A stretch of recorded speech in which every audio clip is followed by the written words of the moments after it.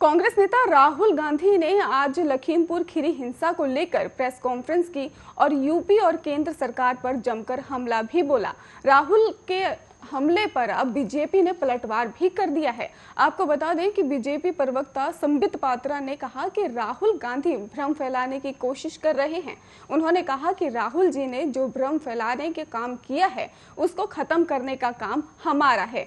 पात्रा ने यह भी कहा कि जब जांच चल रही है तो हम इस तरह के बयान नहीं दे रहे जिससे जांच पर असर पड़े। उन्होंने कहा कि लोगों को भड़काने का काम ना किया जाए।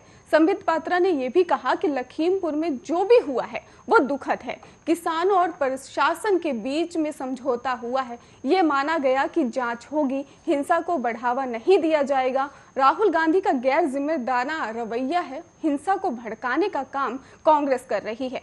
कांग्रेस नेता राहुल गांधी ने आज लखीमपुर खीरी हिंसा को लेकर प्रेस कॉन्फ्रेंस की है और यूपी और केंद्र सरकार पर जमकर हमला भी बोला है। राहुल के हमले पर अब बीजेपी ने पलटवार करना शुरू कर दिया है। बीजेपी प्रवक्ता संबित पात्रा ने कहा कि राहुल गांधी भ्रम फैलाने की कोशिश कर रहे हैं। उन्होंने कहा कि राहुल जी ने जो भ्रम फैलाने का काम किया है उसको खत्म करने का काम हमारा है। पात्रा ने कहा कि जब जांच चल रही है वो तो हम इस तरह के बयान नहीं दे रहे जिससे कि जांच पर असर पड़े। उन्होंने कहा कि लोगों को भड़काने का काम ना किया जाए। संबित पात्रा ने यह भी कहा कि लखीमपुर में जो भी हुआ है वो बेहद दुखद है। किसानों और प्रशासन के बीच में समझौता हुआ है। ये माना गया कि जांच होगी, हिंसा को बढ़ावा नहीं दिया जाएगा।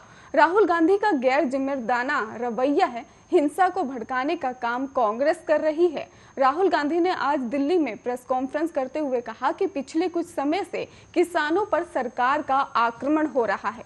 उन्होंने कहा कि किसानों को जीप के नीचे कुचलकर हत्या की जा रही है। बीजेपी ने होम मिनिस्टर यानी कि राज्य के बेटे पर अभी तक कोई एक्शन नहीं लिया जा रहा है और दूसरी तरफ देश भर के किसानों पर एक के बाद एक हमले हो रहे हैं। रविवार को केंद्रीय मंत्री अजय मिश्रा के गांव में कुश्ती प्रतियोगिता थी और इस कार्यक्रम में मुख्य अतिथि के तौर पर यूपी के डिप्टी सीएम केशव प्रसाद मौर्य को भी आना था। यहीं पर बड़ी संख्या में किसान विरोध करने के लिए पहुंच चुके थे और आरोप ये भी है कि किसानों के प्रदर्शन से नाराज होकर मंत्री के बेटे के काफिले की गाड़ियों ने किसानों को कुचला। इस हादसे में 4 किसानों की मौत हो गई। किसानों की मौत के बाद मंत्री समर्थकों पर भी हमले की बात कही गई है। किसानों के हमले में भी 4 लोगों की मौत का आरोप भी लगाया गया है।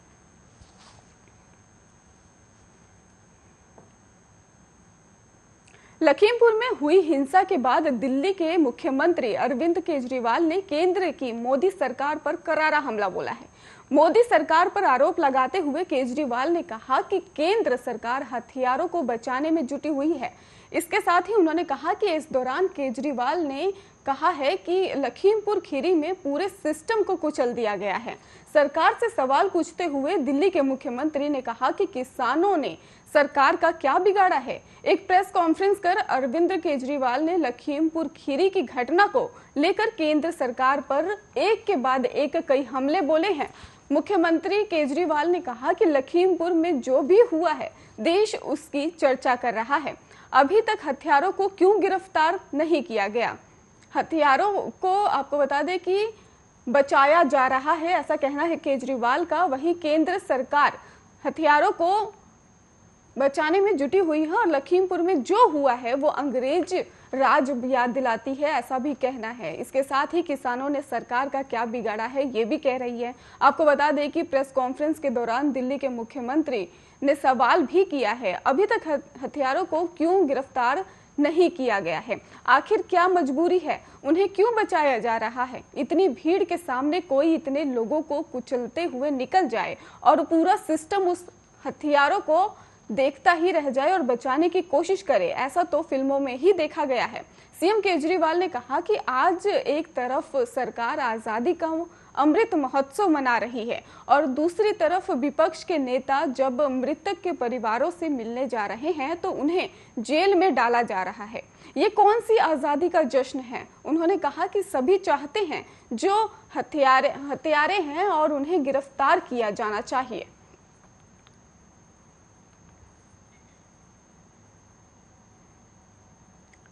तमिलनाडु में नए बने 9 जिलों में आज सुबह 7 बजे से ग्रामीण स्थानीय निकाय चुनाव के लिए वोट डाले गए और यहां वोटिंग 2 चरणों में हुई, जिसमें आज पहले चरण के लिए वोट डाले गए और पहले चरण में कुल 41 लाख मतदाता उम्मीदवारों की किस्मत का फैसला किया गया। आपको बता दें कि जिन 9 जिलों में आज वोटिंग हुई उनमें कांचीपुरम और कई ऐसे राज्य मौजूद थे। आपको बता दें कि जिनमें वोटिंग आज हुई है और कुल 7,921 मतदान केंद्र पर वोट डाले जा रहे हैं। सभी मतदाताओं को 4 पदों के लिए वोट डालने होंगे और इनमें जिला पंचायत, वार्ड पार्षद और पंचायत यूनियन वार्ड सदस्य और ग्राम पंचायत सरपंच और सदस्य भी शामिल हैं।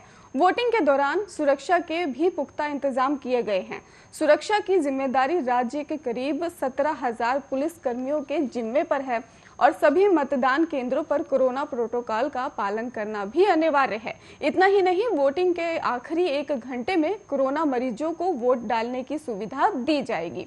वोटिंग से पहले मुख्यमंत्री और डीएमके प्रमुख एमके स्टालिन ने ग्रामीण निकाय चुनावों में उनकी पार्टी की जीत सुनिश्चित करने की भी अपील की थी। वहीं दूसरी ओर पूर्व मुख्यमंत्री ओ पनीरसेल्वम में भी मतदान होने सभी 9 जिलों का दौरा किया और मुख्यमंत्री ने शनिवार को वेल्लोर, रानीपेट और तिरुपुटुर में पार्टी कैडर और नेताओं से मुलाकात की। वोटिंग से पहले मुख्यमंत्री और डीएमके प्रमुख ने आपको बता दें कि ग्रामीण निकाय चुनाव में उनकी पार्टी की जीत सुनिश्चित करने की अपील भी की।